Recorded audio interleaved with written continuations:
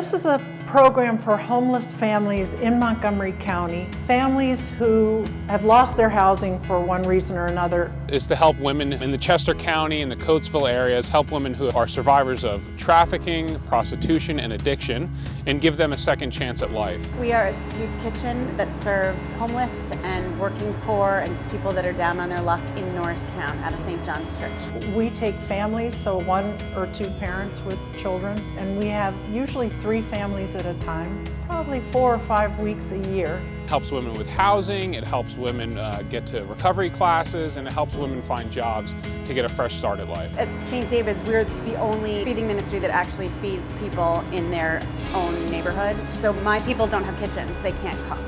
So they need to have a hot meal prepared for them. The recent numbers are showing that on any given day in Montgomery County, about 50 families are seeking shelter. It's overwhelming, the need. Sherry Dietz, the rector of Trinity in Coatesville, saw this need, heard about this opportunity to start this program, and she did. She did something about it. Even though we live in an area that's fairly affluent and people do okay, I mean, this is 10 miles down the road. These are our closest neighbors that don't have enough to eat. Oftentimes when we think about trafficking or prostitution, we don't think about it happening in our own backyard. Our job as volunteers is to provide a safe place for the families to sleep at night, a good warm meal, and mostly we're just providing them shelter, food, and kindness.